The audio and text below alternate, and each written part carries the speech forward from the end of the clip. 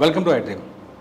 కంజర కన్నీరు పెడుతోంది, డోలక్ బోరున విలిపిస్తోంది, పాటమ్మ నా సాయి చంద్ ఎక్కడ అని వెతుకుతోంది. అవును, తెలంగాణ గిడ్డంగుల కార్పొరేషన్ చైర్మన్, తెలంగాణ ఉద్యమ కళాకారుడు, పాటకు పుట్టిన ముద్దుబిడ్డ సాయి చంద్ మన కళ్ళ ముందు లేడు. కానరాని లోకాలకు కనిపించకుండా పోయాడు. సాయి చంద్ మరణాన్ని తెలంగాణ సమాజమే కాదు, ప్రతి కళాకారుడు జీర్ణించుకోలేకపోతున్నాడు. సాయి చంద్తో పాటు పాటకు గొంతులు కలిపి ఆటకు గజ్జెను కాలును కలిపిన ఆయన సహచర కళాకారుడు మానుకోట ప్రసాద్ మనతో ఉన్నారు. సాయి చంద్తో ఆయనకున్న అనుబంధంతో పాటు సాయి చంద్ ఎలా ఎదిగారు, సాయి చంద్ పడ్డ కష్టాలేంటి, సాయి చంద్ ఒక స్థాయికి ఎలా చేరుకున్నారు, ఈ స్థాయిలో ఇంతమంది ఇంత గొప్ప కళాకారుడుగా అవతరించడానికి ఆయన పడ్డ కష్టం ఏంటి, ఈ అన్ని వివరాలని మనతో పంచుకోవడానికి ఉన్నారు. ప్రసాద్ గారు నమస్కారం. నమస్తే అండి. సాయి చంద్ గారు, ఈరోజు ఈ డేట్ సాయి చంద్ లేని రోజు. నిన్నటి వరకు సాయి చంద్ అందరితో భౌతికంగా కనిపించారు. ఈ లేని రోజును గుర్తు చేసుకుంటే మీకేమనిపిస్తుంది? లేడు అనే మాటే కొంచెం తీసుకోలేకపోతున్నాను నేను. యాక్చువల్గా మార్నింగ్ నుంచి నేను అసలు ఆ పదం వినలేకపోతున్నాను.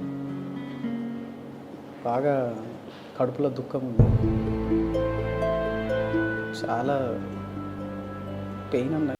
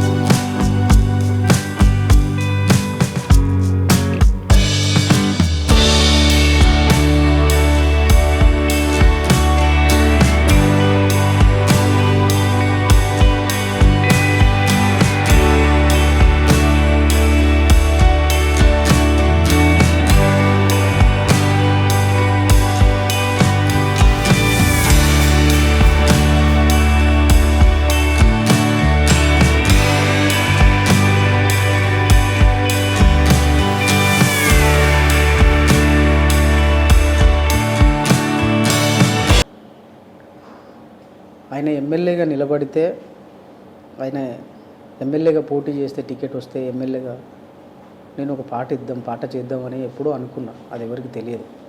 కానీ ఇవాళ చనిపోతే పాట రాయాల్సిన పరిస్థితి వస్తుందని నేను అస్సలు కలగనలేదు, ఊహించలేదు.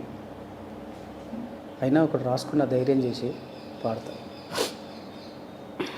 ఏ దారిలొస్తావో పాటమ్మా బిడ్డవై, ఏ దరువై మూగుతవో జనగుండే చప్పుడై, ఏ పాటై పూస్తావో తూరు పూన పొద్దువై, ఏ రాగం తీస్తావో పాడే కోయిల గొంతువై, సాయన్నా నీ గానం తెలంగాణ ప్రతిరూపం, సాయన్నా నీ మరణం తల్లాడిల్లే జనసంద్రం, ఏ దారిలొస్తావో పాటమ్మా బిడ్డవై, ఏ దరువై మోగుతవో జనగుండే చప్పుడై. నువ్వు లేవు రావు ఓ దేవా, నిజమే రాతి బొమ్మవురా, కలమ్మ తల్లి బిడ్డడురా, ఓర్వక తీసుకపోతివిరా, దారిని చూపిన నాన్న, నడకలు నేర్పిన సాయన్న, నీ విజయం చూడాలనుకున్నా, నీ ఆదిలో పాటను రాస్తున్నా. తల్లాడిల్లిపోయింది పల్లె పల్లె సాయన్న చీకటి దినముగా నిలిచింది ఈ రోజే ఓ అన్న మళ్ళీ రావే సాయన్న నీ పిల్లలు తలిచే ఓ అన్న ఏ దారిలొస్తావో పాటమ్మా బిడ్డవై ఏ దరువై మోగుతవో జనగుండే చప్పుడై. అక్షరాలు వింటుంటే మాకే గొంతులోంచి దుఃఖం తన్నుకొస్తుంది. ఎన్నేళ్ళు సాయితో కలిసి తిరిగారు, ఉద్యమం మొదటి నుంచి మీరు సాయితో కలిసి ఉన్నారు. అసలు మీకు సాయికి ఉన్న అనుబంధం ఎలాంటిది? ఎలాంటిదంటే అన్ననే చెప్పేటోడు ఎప్పుడు అంటే ఎవరితోనన్నా పెద్దవాళ్ళు కలిసినప్పుడు ధూమ్ధాంలు అయిపోయినాక కామన్గా అన్న దగ్గరికి వచ్చి మాట్లాడేటోళ్ళు కదా. ఆ టైంలో మమ్మల్ని పరిచయం చేస్తున్న క్రమంలో నన్ను పరిచయం చేస్తూ, తమ్ముడు ప్రసాద్, మేము ఒక తల్లి కడుపున పుట్టకపోయినా ఒక తల్లి బిడ్డల లెక్కనే, వీడు ఎప్పుడు నాయమటే ఉంటాడు నా తమ్ముడు అని చెప్పేటోడు. ఇక అది చాలదా, ఇక ఆయనతో నాకున్న అనుబంధం అంత గొప్పది. అంటే సాయినాథ్ మీరు కలిసి చాలా రోజులు తిరిగారు, పాటతో పాటు ప్రయాణం చేశారు, ఉద్యమంతో పాటు ప్రయాణం చేశారు. ఎక్కడ మీ ప్రస్థానం ఎక్కడ మొదలైంది? మీరు చూసిన సాయి చంద్, ఇప్పుడు జనం చూసిన సాయి చంద్, ఎక్కడ సాయి చంద్ ప్రస్థానం మొదలైంది, ఎలా మొదలైంది? అంటే కామన్గా అయితే అన్న ఉస్మానియా యూనివర్సిటీలో శ్రీకాంతాచారి చనిపోయిన తర్వాత రాతి బొమ్మల్లో నా కొలువైన శివుడా రక్తబంధం విలువ నీకు తెలియదురా, నుదిటి రాతలు రాసేవో బ్రహ్మదేవా, తల్లి మనసేమిటో నీవు ఎరుగవురా, తెలిసుంటే చట్టంత నా కొడుకును తిరిగి తెచ్చియగలవా నీ మహిమలు. ఈ పాట పాడిన తర్వాత అన్న చాలా ఫేమస్ అయ్యిండు. అన్ని వేదికల మీదకి ఆయనను పిలవడం, అట్లనే మహబూబాద్లో ధూమ్ధాం పెట్టినప్పుడు అక్కడికి కూడా అన్నను పిలవడం జరిగింది. ఆడ నేను డిగ్రీ ఫైనల్ ఇయర్ చదువుతున్నా 2009లో. అట్లా నేను కూడా పాటలు పాడుతున్నా కాబట్టి అట్లా పరిచయం అయిండు. పరిచయం అయిన క్రమంలో నువ్వు నాతోనే ఉండరా, నాతోనే రా అని అక్కడ ఒక దగ్గర ఒక 15-20 రోజులు ఆ ఏరియాలో ధూమ్ధాం ప్రోగ్రాములు చేసిన తర్వాత మళ్ళీ హైదరాబాద్కి రావడం జరిగింది. ఆయనతో పాటే తీసుకొచ్చిండు నన్ను ఇక్కడికి హైదరాబాద్కు. ఆయన తీసుకొస్తేనే వచ్చిన నేను ఇక్కడికి. అవును కూడా ప్రసాద్, మీరిద్దరు కలిసి ఎన్నో స్టేజ్ షోలు చేశారు. స్టేజ్ షోల పైన సాయి చంద్ గాతం వినడానికి చాలామంది వచ్చేవాళ్ళు. ఆ పాటతో మీరన్న రాతి బొమ్మల్లో పాడుతూ సాయి చంద్ చాలా గొప్ప కళాకారుడుగా అందరికి పరిచయం అయ్యాడు. ఆయన పాడిన తర్వాతే ఆ పాట పబ్లిక్లో పాపులారిటీ వచ్చింది. సాయి చంద్ ఇవాళ ఒక రాజకీయ నాయకుడు కావాలనుకున్నాను, ఇంతకుముందు మీరే చెప్పారు, ఎమ్మెల్యేగా పోటీ చేసి పాట రాయాలనుకున్నాను. అప్పుడు సాయి చంద్ ఎలా ఉండేవాడు అంటే ఒక ఉద్యమం టైంలో ఆ ఎమోషన్, లేకపోతే కొన్ని వేల మంది చైతన్యపరిచిన ఎలా ఉండేవాడు, ఏమనుకునేవాడు, ఏం మాట్లాడేవాడు? అంటే చెప్తా ఉండేది ఊకే, తెలంగాణ రావాలరా, తెలంగాణ వస్తే మనకు బాగుంటుంది, తెలంగాణ వస్తే తెలంగాణ బాగుపడుతుంది, దానికోసం మనం ఎంతైనా చేయాలి, ఎక్కడి దాకానైనా వెళ్ళాలి. అంటే డబ్బులు ఇచ్చినా ఇవ్వకపోయినా ఆ ప్రోగ్రామ్కి కంపల్సరీ అటెండ్ అయ్యి మమ్మల్ని తీసుకొని పోయి ఆడ జనాన్ని చైతన్యపరచాలి. ఇప్పుడు కళాకారులకు ఎంతో కొంత డబ్బులు ఇస్తే ధూమ్ధాం వేదికల మీద డబ్బులు ఇచ్చేటోళ్ళు, బతకాలి అంటే కొంత డబ్బులు ఇవ్వాలి, తప్పదు, తిరగాలి. కాబట్టి ఉద్యమాన్ని లీడ్ చేసింది పాటే కదా. ప్రతిసారి చెప్పేటోడు అంటే మాకు ఇన్స్పిరేషన్గా చెప్పేటోడు. సార్ ఇట్లా చేస్తున్నాడు, ఈయన ఇట్లా చేస్తున్నాడు, ఆయన అట్లా చేస్తున్నాడు, మన పాటతో మనం చైతన్యపరచాలి జనాలని, మీరు నాతోనే ఉండండి, చేద్దాం, మనం ఖచ్చితంగా తెలంగాణ వస్తుంది. అంటే బాధపడేటోడు. తెలంగాణ కోసం చనిపోతున్నప్పుడు క్రమంలో విద్యార్థులు చనిపోతున్నప్పుడు కళ్ళ నీళ్ళు తీసుకునేటోడు, ఏడ్చేటోడు, బాధపడేటోడు. ఆయన చాలా బ్రాడ్గా ఆలోచించేటోడు అన్న. ఆయన ఫ్యూచరు అంతా ఒక పద్ధతిగా ఆయన డిజైన్ చేసుకునేటోడు. అట్లనే మమ్మల్ని కూడా ఉండాలని చెప్పేటోడు, మంచిగా ఉండాలిరా, మంచిగా బతకాలి అని. మానకొండ ప్రసాద్ గారు, మీరు దాదాపు 7-8 సంవత్సరాలు సాయి చంద్తో ఉన్నారు. ఆ తర్వాత ఉద్యమం తర్వాత తెలంగాణ వచ్చిన తర్వాత కూడా ఆయనతో అనుబంధాన్ని కొనసాగిస్తున్నారు. దాదాపు ఎన్ని స్టేజీల మీద మీరు కలిసి పాట పాడున్నారు? చాలా అన్న, చాలా వేదికలు, అన్ని జిల్లాలు తిరిగినాం. ప్రతి ఒక్క జిల్లా నాకు అంటే తెలంగాణ ఉద్యమంలో నేను ఇంకో కళాకారునితో వేదిక పంచుకోలేదు. ఓకే. ఉద్యమం మొత్తం, మ్మ్. ఒక్క సాయి చందన్నతో తప్ప. మ్మ్.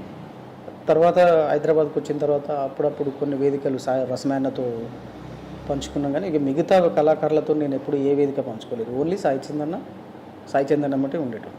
జనం కూడా అట్లనే చూసేటోళ్ళు, ఇటు సాయి చందన్న మనిషి, సాయి చందమ్మటే ఉంటాడు ఎప్పటికీ అని అట్లనే ఆ కోణంతోనే చూసేటోళ్ళు. సాయి చంద్ ఎప్పుడు కేసీఆర్ దృష్టిలో పడ్డారు, ఎప్పుడు కేసీఆర్కి దగ్గరయ్యారు? అంటే ఉద్యమం నుంచే ఆయనకు పెద్ద పెద్ద వేదికల మీదకి సార్ వచ్చిన వేదికల మీద అన్ననే లీడ్ చేసేది ప్రోగ్రామ్. చేసిన క్రమంలో అట్లా సార్ దృష్టిలో పడ్డాడు, నిలబెట్టుకున్నాడు. అది నేను చెప్పేవాడు ఎప్పుడైనా కేసీఆర్ నాతో ఇలా మాట్లాడారు, సీఎం కేసీఆర్, ఎందుకంటే మన ఉద్యమ నాయకుడు, తెలంగాణ రాష్ట్ర సమితి అధ్యక్షుడు, అప్పుడు ఉద్యమాన్ని ఉవ్వెత్తున పరిగెత్తించిన వ్యక్తి. కేసీఆర్ మాట్లాడిన మాటలు మీతో ఇప్పుడు షేర్ చేసుకునేవాడు మీరు ఫ్రెండ్లీగా ఉన్నప్పుడు ఎప్పుడైనా? అంటే షేర్ చేసుకోవడం అంటే కొన్ని విషయాలు షేర్ చేసుకునేది, అన్నీ షేర్ చేసుకోకపోయేది. ఆనందం ఏదైనా సందర్భం వచ్చినప్పుడు చెప్పేటోడు. సాయి చంద్ ఫ్యామిలీతో ఎక్కువగా ఉన్నారు, సొంత అన్న లాంటి వ్యక్తి. ఆయన ఫ్యామిలీ బ్యాక్గ్రౌండ్ ఏంటి, ఎక్కడి నుంచి వచ్చాడు, ఆయన ఎలా ఈ పాట వైపు తన ఆలోచన మళ్ళీ? అన్న వాళ్ళ నాన్న వాళ్ళది అమర్చింత, మహబూబ్నగర్ జిల్లా అమర్చింతలో ఎంఎల్ పార్టీలో పనిచేసేది అన్న వాళ్ళ డాడీ. అన్న కూడా పీడిఎస్లో పనిచేసిండు, అరుణోదయ సాంస్కృతిక విభాగంలో చాలా పాటలు పాడిండు. చాలా పాటలు అంటే ఇక దొరన్న పాట, బాలగోపాల్ పాట, ఇట్లా అరుణోదయ సాంస్కృతిక విభాగం నుంచి వచ్చిన పాటలు చాలా పాటలు పాడిండు. దొరన్న మాట అంటే మాటేరో, దొరన్న మాట అది కత్తి మీద సామురో, దొరన్న బాట కంటక నైజము నోడించి ఆ ఊరి దొరల ఉరికించి ఎట్టి చేసిన మట్టి చేతులనే మరతుపాకులు చేసిండు. ఎన్ని తుపాకి తూటాలు వేల్చిండో పోరాటాల బిడ్డ, ఎన్ని దొరల గడిలు కూల్చిండో దొరన్న బాట. ఈ పాట కావచ్చు, బాలగోపాల్ పాట ఒకటి ఉంటుంది, జయరాజన్న రాసిన పాట. ఈ అంటే నేను ఎక్కువ ఒకసారి గుర్తు చేయండి, ఎందుకంటే ఆయన పాడిన పాటలు వినాలని అందరూ. ఇందాక పాడిన పాట యశ్పాలన్న రాసిన పాట, ఇదేమో జయరాజన్న రాసిన పాట, ఇంకా చాలా పాటలు పాడింది. అంటే మహబూబ్ నగర్ జిల్లా నుంచి మొదలైన ప్రస్థానం హైదరాబాద్లో అరుణోదయ పార్టీ ఆఫీస్లో, ఎంఎల్ పార్టీ ఆఫీస్లో ఉంటూ చదువుకొని అక్కడి నుంచే ఇటువైపు రావడం, ఉద్యమం వైపు రావడం. తర్వాత క్రమంగా టీఆర్ఎస్లో తెలంగాణ ఉద్యమం సమయంలో, తెలంగాణ కోసం ఉద్యమం కొనసాగుతున్న టైంలో మీరు సాయి చంద్ కంటే రాతి బొమ్మలోనే కొలువైన శివుడు పాట కాకుండా ఎటువంటి పాటలు ఎక్కువగా ఇష్టపడేవాడు? ఏ పాట ఎక్కువ ఉద్యమం కోసం పాడి ఏ పాట ఎక్కువ పాడేవాడు? వీరుల్లారా వీరవనితల్లారా ఒక పాట, అమరవీరుల పాట ఉంటుంది.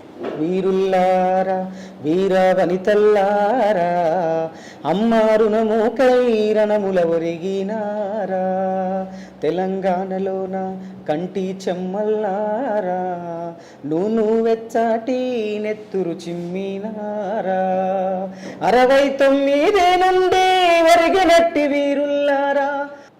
ఈ పాట ఎక్కువ పాడాడు, అది గుర్తు రావట్లేదు నాకు ఇప్పుడు ప్రజెంట్ ఆ లైన్ ఒకటి. ఓకే. సో సాయి చంద్ లైఫ్లో రజని తన వైఫ్ దాదాపు 39 ఏళ్ళ వయసులోనే సాయి చంద్ గుండెపోటు రావడం అంతా చూస్తుంటే ఆ రజని ఎలా పరిచయం అయింది, ఆమె బ్యాక్గ్రౌండ్ ఏంటి, సాయి చంద్ వైఫ్ గురించి ఏమైనా చెప్పగలరా, పిల్లల గురించి ఏమైనా? అంటే పరిచయం ఎక్కడైందో ఎట్లయిందో నాకు తెలియదన్న. తర్వాత నేను వచ్చిన తర్వాత నాకు కూడా అక్క పరిచయం అయింది. ఆ పెళ్ళి 2011లో జరిగింది, మే 18 తారీఖు. ఆయనది మే 18 తారీఖే, నాది మే 18 తారీఖే. అంటే మా ఇద్దరి పెళ్లి రోజు ఒకటే రోజు. ఆయనది 2011లో అయింది, నాది 2013లో అయింది. ఆ తర్వాత లవ్ మ్యారేజ్, వాళ్ళిద్దరూ ప్రేమించుకొని పెళ్లి చేసుకున్నారు. అందరూ ఒప్పుకున్న తర్వాతనే పెళ్లి చేసుకున్నాడు. అక్క కూడా చాలా సపోర్ట్ చేసేది తెలంగాణ కోసం. ఆమె ఎవరైనా విద్యార్థులు ఎవరైనా చనిపోయినప్పుడు మేము కంటతడి పెట్టుకుంటే ఆమె కంటతడి పెట్టుకుని ఆమె ఏడ్చేది. అంటే అంత సపోర్టివ్గా అన్నను బాగా బాగా సపోర్ట్ చేసేది. నువ్వు చాలా బాగా చేస్తావు, చాలా బాగా పాడుతావు. మమ్మల్ని కూడా అంటే ప్రోగ్రామ్కి ఎక్కడైనా ప్రోగ్రామ్కి వచ్చినప్పుడు మేము పాట పాడిన తర్వాత కిందికి దిగి వస్తే బాగా పాడినావు ప్రసాద్, మంచిగా వచ్చింది, సాయి కూడా బాగా పాడిండు, అన్న కూడా మంచిగా పాడిండు అని ఇట్లా ఇట్లా చెప్తుండేది. ఆమె ఇప్పుడు ఆయన లేకుండా ఆమె ఎట్లుంటుందో అన్నది మాత్రం ఊహించలేని పరిస్థితి. అంటే ఏమైంది అనుకుంటున్నారు సాయి చంద్ కి ఈ గుండెపోటు రావడానికి ముందు ఆయన ఆరోగ్య పరిస్థితి ఎలా ఉండేది, లేకపోతే ఫుడ్ అలవాట్లు ఎలా ఉండేవి మీకు? ఎందుకంటే దగ్గరగా ఉన్న వ్యక్తి ఒకటి నీకేమనిపించేది చూసేవని అనిపించింది? అంటే ఆయనకైతే ఎలాంటి బ్యాడ్ హ్యాబిట్స్ లేవు అన్న. ఓకే, వాస్తవానికైతే ఎలాంటి బ్యాడ్ హ్యాబిట్స్ లేవు. ఫుడ్ కూడా కంట్రోల్గానే, అంటే ఆయన లైఫే చాలా సిస్టమేటిక్గా డిజైన్ చేసుకున్నాడు ఆయన ఫస్ట్ నుంచి. ఓకే, వాస్తవానికి నేను గొప్పగా గర్వంగా చెప్పుకునేది ఏంటంటే, నాకు కూడా ఈ డ్రింకింగ్ లాంటి అలవాట్లు లేకపోవడానికి కారణం కూడా ఆయననే. అందరూ అంటుంటారు కదా కళాకారులకు ఎక్కువ అదొక అపవాదం ఉంటుంది, డ్రింకింగ్ అలవాటు ఉంటుంది, అది ఉంటుంది, ఇది ఉంటుంది అని అంటూ ఉంటారు. కానీ ఆయనతో ఉండడం వల్ల, ఆయనతో తిరగడం వల్ల, ఆయనతో ప్రతిదీ షేర్ చేసుకోవడం వల్ల నాకు ఆయన లెక్క బతకాలని నేను కలలు కనేవాడిని. ఆయన లెక్కనే ఉండాలనుకునేటోడిని, ఆయన లెక్కనే ఎప్పుడు మెయింటైన్ చేయాలని నేను ఎప్పటికీ అనుకుంటా, ఇప్పటికీ అనుకుంటా అట్లనే ఉండాలి, అన్న లెక్క డిజైన్ చేసిన. నాకు కూడా అలాంటి అలవాట్లు ఏం రాలేదు. కారణం సాయి చంద్ అన్న. ఆయనతో ఉన్న భయం కావచ్చు, ఎప్పుడు అన్నతోనే ఉండేది. మనం ఏమైనా బ్యాడ్ హ్యాబిట్ నేర్చుకొని వచ్చి తాగొచ్చి ఏమైనా చేస్తే అన్న తిడతాడు ఏమో, ఏమంటాడో అన్న భయం ఒకటి. ఇంకోటి ఏంటి, అన్న తాగాడు కదా, మనం ఎందుకు తాగాలి, మనం కూడా ఇట్లనే ఉండాలి, ఒక సిస్టమేటిక్గా ఉండాలని అనుకున్నాం. కాబట్టి ఆయన ప్రభావం చాలా ఉందన్న మా ఎదుగుదలలో. ఓపెన్గా చెప్పాలి. దాదాపు ఎంతమంది కళాకారులు ఉండేవారు ఆయన దగ్గర? ఎంతమంది అంటే రెగ్యులర్గా వచ్చిపోయే వాళ్ళు ఉండేదన్న ఆయన దగ్గరికి. ఒక ప్రోగ్రామ్ చేసినప్పుడు, లేకపోతే రెగ్యులర్గా ప్రోగ్రామ్ చేసినప్పుడు రెగ్యులర్గా ఒక టీం అప్పట్లో వచ్చి పోతూ ఉండేది. నేనే అందరినీ ఆర్గనైజ్ చేసేది, వాళ్ళకి ఫోన్లు చేసి రమ్మని చెప్పేది, పిలిచేది, వాళ్ళ డబ్బులు వాళ్ళకి ఇచ్చి పంపించేది. ఎక్కువ నేను ఎప్పటికీ అన్నతోనే ఉండేది, వెంటనే ఉండేది. నేనే వాళ్ళకి డబ్బులు కూడా ఇచ్చేది, అన్న ఇవ్వగానే నేను వాళ్ళకి ఇచ్చేది. ఆ తర్వాత మా తమ్ముడు బాబు అని డప్పు ప్లేయర్గా అన్న దగ్గరికి తీసుకొచ్చిన, మా ఏరియానే, మా ప్రాంతమే. వాడిగా అన్నతో నేను ఇటు వచ్చిన తర్వాత, అంతకుముందు నుంచి ఇద్దరం కలిసి ఉండేది, ఇక అన్నతో ఉండేది. నేను 15లో ఇటువైపు షిఫ్ట్ అయిపోయినా, వాడు కంటిన్యూ అక్కడనే ఉండిపోయాడు, ఆయన దగ్గరనే ఉండిపోయాడు. వాడు ఏమైనా హెల్త్ ఇష్యూస్ ఉన్నాయా సార్? ఎందుకంటే దీని ముందు ఎలాంటి హెల్త్ ఇష్యూ లేదన్న. ఒకసారి 2009లోనే అనుకుంటా, చిన్న ఒక షూటింగ్ చేస్తున్నాము, కుమరంకన్న రాసిన పాట ఒకటి షూట్ చేస్తున్నాము. ఆ షూటింగ్ టైంలోనే ఛాతీలో నొప్పి వస్తుంది అని అంటే ఖమ్మం తీసుకెళ్ళినాం. ఆడ కొద్దిగా ప్రైమరీ ట్రీట్మెంట్ చేసిన తర్వాత నిమ్స్కి షిఫ్ట్ చేసిళ్ళు. క్యూర్ అయిపోయింది, అది పర్లేదు. ఒక 10-15 డేస్ రెస్ట్ తీసుకోమన్నారు. తర్వాత మళ్ళీ కంటిన్యూ ప్రోగ్రామ్స్ చేయడం జరిగింది. ఆ నుంచి కొంచెం సీరియస్గా ప్రోగ్రామ్స్ చేసినాం. బాగానే ఉన్నాడు, అప్పటి నుంచి మంచిగా ఉన్నాడు. మధ్యలో కోవిడ్ టైంలో ఒకసారి కోవిడ్ వచ్చింది, నిమ్స్లో కరోనా వచ్చింది. ఇక తర్వాత అయితే ఏం లేదన్న, మనిషి కూడా మంచిగా సన్నగా అయ్యిండు. అప్పుడు కొంచెం దొడ్డు ఉండే, ఉద్యమం టైంలో కొంచెం దొడ్డు ఉండే. ఇప్పుడు స్లిమ్గా అయ్యిండు, మంచిగా యాక్టివ్గా ఉంటాడు కదన్న. ఎంత యాక్టివ్గా ఉంటాడు వేదికల మీద, ఎంత ఉర్రూతలు ఊగిస్తాడు వేదికని. ఆయన ప్లేస్ని ఎవరు రిప్లేస్ చేయలేరన్న. ఇవాళ ఏదన్నా టీఆర్ఎస్ పార్టీ వేదిక మీటింగ్ జరిగిందంటే ఆయన ప్లేస్ని ఎవరైనా రిప్లేస్ చేయగలుగుతారా? చేయలేరు. అంత గొప్ప కళాకారుడు ఆయన. అంటే సడన్గా ఇలా జరగడానికి కారణాలు ఏమున్నాయి ఉంటుంది? ఎందుకంటే 39 ఏళ్ళ వయసు, యువకుడే, ఈ ఏజ్లో హార్ట్ అటాక్ రావడం ఊహించుకోలేదు. ఈ మధ్య కాలంలో చూస్తున్నాం కదన్న, 13 సంవత్సరాల పాపకు కూడా హార్ట్ అటాక్ వస్తుంది. అది దేని ఎఫెక్టో నాకైతే అర్థం కావట్లేదులే. కానీ ఆయనకు అంటే ఎలాంటి హెల్త్ ఇష్యూస్ అయితే ఏం లేవన్న, లేవు అసలు ఆయనకు నెవర్. ఎందుకంటే బ్యాడ్ హ్యాబిట్స్ లేని వ్యక్తి, డిసిప్లిన్గా ఉంటాడు. హెల్త్ పరంగా ఖచ్చితంగా ఆయనకు ఒక డిసిప్లిన్ అయితే ఉంటుంది కదా. కానీ ఎందుకు వచ్చిందో అసలు అది ఎవరికి ఇప్పటివరకు నేనైతే బ్లాంక్ అన్నా. నేను ఇక ఆ విషయం తెలిసినప్పటి నుంచి బ్లాంక్లోనే ఉన్నా. కూర్చున్నా, నిలబడ్డా, ఎటు పోయినా. లాస్ట్ టైం ఎప్పుడు మాట్లాడారు సాయి చంద్? మొన్న అంబేద్కర్ స్టాచ్యూ ఓపెన్ అయింది కదా, ఆ ముందు రోజు ప్రాక్టీస్లో కలిసినాం, మాట్లాడినాం. హాయ్ అన్న అంటే నమస్తే పెద్దన్న. ఆయనకంటే ఎట్లుంటుందంటే అలుగుతాడు ఎక్కువ మా మీద. 1-2 రోజులు 3-4 రోజులు అట్లా మాట్లాడకపోతే ఇక అలుగుతాడు. అలిగి పెద్దన్న చిన్నన్న అని మాట్లాడుతుంటాడు.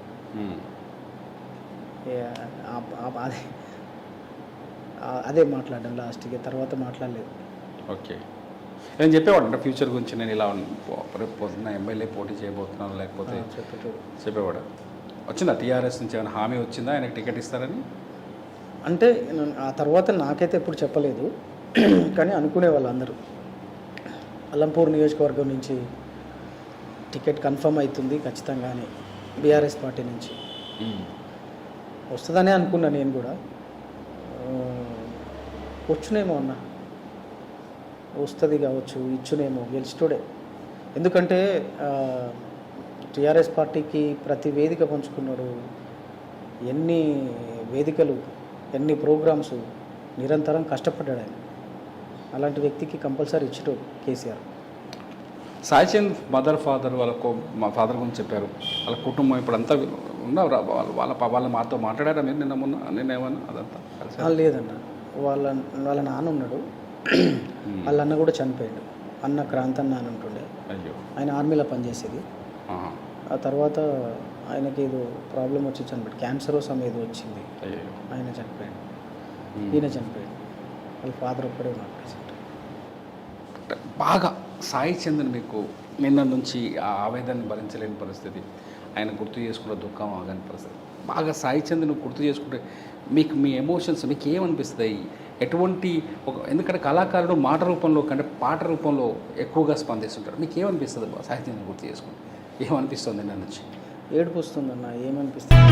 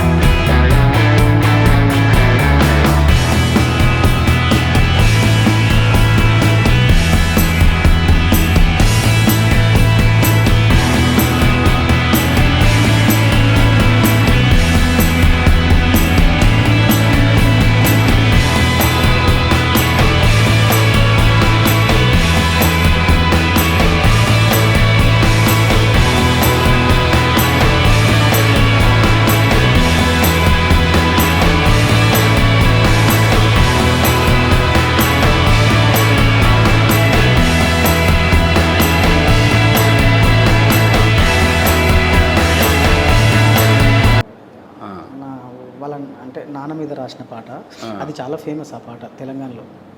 ఒకసారి నాన్న నాన్న నాన్న నీ మనసెంత మంచిదో నాన్న, నాన్న నాన్న నాన్న నీ ప్రేమెంత గొప్పదో నాన్న, మేము అమ్మ కడుపులో ఉన్నప్పుడు అమ్మ మనసు కష్టపెట్టలేదట, మేము భూమి మీద పడ్డవేలప్పుడు ఆ బాధనంతా మరిసిపోయినావట, ముద్దు పెట్టుకొని గుండె కద్దుకుంటావో, ముద్దు పెట్టుకొని గుండె కద్దుకుంటావో, బారసాల చేసి గౌరంగా సాదుకున్నావో నాన్న నాన్న నాన్న నీ మనసెంత మంచిదో నాన్న. ఒంటరిగా ఉన్నప్పుడు ఎక్కువగా అరే కొంచెం మంచిగా పాడాలరా పాటలు, వేదిక మీద శృతులు తప్పుతున్నాయి అని ఆ శృతి బాక్స్ కొనుక్కొచ్చిండు. ఆ శృతి బాక్స్ కొనుక్కొచ్చి కూర్చోబెట్టి ప్రాక్టీస్ చేసేటోడు, మ్మ్. చేపించేటోడు. మాకేమో అది రాకపోయేది. మ్మ్. ఆ, అదే శృతులు పెట్టి నేర్పిస్తాడా పాటలు అందరికీ? ఆ ప్రాక్టీస్ చేయించేటోడు మాతోని. ఆ. నాకు వీడు బాబు ఇద్దరు ఉన్నాం కదా, మేమిద్దరికి మా ఇద్దరికి మా డప్పు కళ ఆయన డప్పు చెప్పారు. మ్మ్. వానికి కూర్చోబెట్టి అది నేర్పించేటోడు. మ్మ్. ఒక ఉద్యమం పాట మీరిద్దరు కలిసి పాడిన పాట. అంటే ఎక్కువగా నేను వాడిన పాట అంటే గద్దరన్న రాసిన పాట. ఆగదు ఆగదు ఆగదు ఈ తెలంగాణ పోరాగదు, ఈ పాట పాడేది. ఆ పాట అన్ననే ఎత్తుకొని ఒక స్థాయిలో దాన్ని జనాన్ని ఇట్లా పీక్స్కు తీసుకొచ్చి ఎత్తుకొని ఆ పాట నాకు మైక్ ఇచ్చేది. మ్మ్. నేను దాన్ని కంటిన్యూ చేసేది. మ్మ్. చీమల దండులు కదిలినాయి మరి పాముల ఆటలు సాగవు అని ఇట్లా ఎక్కువ ఇది ఒక్క పాటే పాడేది నేను. ఏ వేదిక మీద అయినా బాగా ఎగురుకుంటా దునుక్కుంటా పాడేది నేను ఈ పాట. అది అన్న ఎత్తుకొని ఇచ్చేటోడు. ఎక్కువగా ఇద్దరం షేర్ చేసుకున్న పాట ఇది వేదికల మీద. ఎందుకంటే నాకు ఒకటే పాట చాయిస్ వచ్చేది పాడడానికి. అంటే నాయకులు ఉంటారు మాట్లాడేటోళ్ళు, ముందుగా అంతా సాయి చందన నడిపించేది ప్రోగ్రామ్ని. ఆ తర్వాత ఇంకోటి పాడేది, 2-3 పాడేది నేను. ఎవ్వాడైతే ఏందిరా చెట్టు మీద పొంగలే జనం సొమ్ము దినమరిగిన బట్టే పాజిలంగలే, ఈ పాట ఒకటి పాడేది. ఈ 2 పాటలు అన్ననే ఎత్తుకొని నాకు ఇచ్చేది. పాటలు పాడేవాడా, కేవలం పాడవాడా, రాసేవాడు కూడా? రాస్తాడు, పాడతాడు. ఇప్పుడు నాన్న పాట ఆయన రాసిందే, ఆయన రాసిన పాట. అనురాగాల పల్లవిరా అమ్మ ప్రేమరా మమతల కోవెలమని దీపం మాతృమూర్తిరా, ఈ పాట కూడా ఆయన రాసిందే. మంచి పాటలు రాసిండు. దాదాపు ఎన్ని పాటలు రాస్తుంటాడు, ఎన్ని వేదికలు పంచుకొని ఉంటాడు? అంటే చాలా పాటలు రాసిండన్న, వేదికలు అయితే ఇక లెక్కలేదన్న. ఆయన లేని వేదిక లేదు వాస్తవానికి. డే అండ్ నైట్ తిరిగేటోళ్ళు. అదే చెప్తున్నా కదా, తెలంగాణ వచ్చేంత వరకు నేను అన్న కలిసే ఉన్నాం. నాకు సారథిలో ఉద్యోగం వచ్చిన తర్వాత ఆఫీస్కి దూరం అవుతుందని చెప్పి నేను ఇటు షిఫ్ట్ అయినా. ఇంకోటి ఏంటంటే సినిమాలు ట్రై చేయాలి, కొంచెం ఆ ప్యాషన్ ఉండే నాకు. సినిమాలలో పాటలు రాయాలనే ప్యాషన్ ఉండే. సో నేను అప్పటికే 2-3 పాటలు నల్లని రేగడి నాగలికర్ నవ్వింది వేళ పాట రాయడంతో నాకు కొంచెం అవకాశాలు రావడం, నేను ఇటు రావడం. అన్న ఇక కంటిన్యూ చేస్తున్నాడు. నేను ఎక్కువ పిలిచేది రారా అని చెప్పేది, కానీ అన్న కొంచెం ఈ పని ఉంది ఆ పని ఉంది కొంచెం నేను రాలేను అని అంటే బిజీ అయిపోవడం వల్ల సరే రా ఓకే రా అని చెప్పి ఇక అట్లా కొంచెం గ్యాప్ వచ్చింది. చాలాసార్లు రమ్మన్నాడు ఇంటికి, కానీ సాయి చంద్ సడన్గా ఇలా పరమపదించడం అనుకోకుండా మన మధ్య నుంచి వెళ్ళిపోవడాన్ని, అంటే దాదాపు అంటే తెలంగాణలో ఒక పాటకు రూపంలాగా అనిపించేవాడు సాయి చంద్. సో ఆ ప్లేస్ని భర్తీ చేయడం ఎవరి వల్ల కాదు. సాయి చంద్కు ఎంతమంది పిల్లలు, వాళ్ళ వైఫ్? ఇద్దరు పిల్లలు. ఇద్దరు పిల్లలు, ఒక పాప ఒక బాబు. బాబు పెద్దోడు, బాబుకు 11 years 12 years అనుకుంటా. పాప 5 years 6 years. మా బాబు కంటే చిన్న పాప. ఓకే, ఇద్దరు పిల్లలు అంతే. సాయి చంద్కి మీరు పాట రూపంలో అర్పించే నివాళి ఏంటి? అదే ఇప్పుడు పాడినా కదా స్టార్టింగ్లో, ఆ పాట రికార్డ్ చేస్తున్నా. అది మేబీ రేపు అట్లా రిలీజ్ చేస్తా. అది ఇవాళనే రాసిన. అందులో నేను ఇవి అంటే నా మనసులో మాట, ఈ దారిని చూపిన నాన్న, నడకలు నేర్పిన సాయన్న, నీ విజయం చూడాలనుకున్నా, నీ ఆదిలో పాటను రాస్తున్నాను. ఇది నా మనసులో మాట. నేను అంటే ఆయన గురించి ఫీల్ అయిన మాటలు. థ్యాంక్ యూ మానకోట ప్రసాద్ గారు. ఎందుకంటే సాయి చంద్ లేని లోటును ఎవరు తీర్చలేరు. సాయి చంద్ మీలాంటి ఎంతోమంది వ్యక్తులకు ఇన్స్పిరేషన్. సాయి చంద్ కొన్ని లక్షల మందిని తన పాటతో చైతన్యవంతులు చేశాడు. ఆ సాయి చంద్ వాళ్ళ మన మధ్యలో లేకపోవడం నిజంగానే బాధాకరం. Thank you. ఆయన జ్ఞాపకాల్ని మాతో షేర్ చేసుకున్నారు. థ్యాంక్ యూ అన్న, థ్యాంక్ యూ. మా అన్నను గుర్తు చేసుకున్నాను, ఆయన మీద పాట రాస్తున్నా. అంటే చివరిగా ఒక మాట చెప్పాలి, నా జీవితాంతం నేను మర్చిపోలేని వ్యక్తి ఆయన. అంతే ఆ గ్యాప్ తర్వాత ఈ విషయం ఏంటో ఎందుకు చెప్తున్నా అంటే మేము 15లో నేను ఇటు షిఫ్ట్ అయిన తర్వాత ప్రతిరోజు ఒకరోజు తప్పించి ఒకరోజు తల్లి సాక్షిగా చెప్తున్నా కళలు వచ్చేటోడు నాకు. అంత అనుబంధం ఆయనతో. కళలు వచ్చేటోడు. రేపు ఎల్లుండో కలుసుకుంటాం కదా, అన్న ఒకడ కలుసుకుంటాం కదా అంటున్నాను.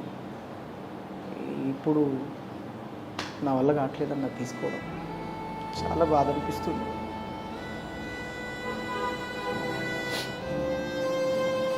ఇది మానుకోట ప్రసాద్ తన మనసులోని బాధను కళ్ళలోని నీళ్ళే కాదు అక్షరాల రూపంలో కూడా ఆయన బాధను మనకు వ్యక్తపరుస్తున్నారు. మానుకోట ప్రసాద్ లాంటి ఎంతోమంది కళాకారులకు సాహిత్యం ఆదర్శం, లక్షలాది మందిని తన గొంతుతో చైతన్యవంతం చేసిన వ్యక్తి ఇవాళ కనిపించకపోవడం నిజంగానే బాధాకరం. చూస్తూనే ఉండండి. రైట్.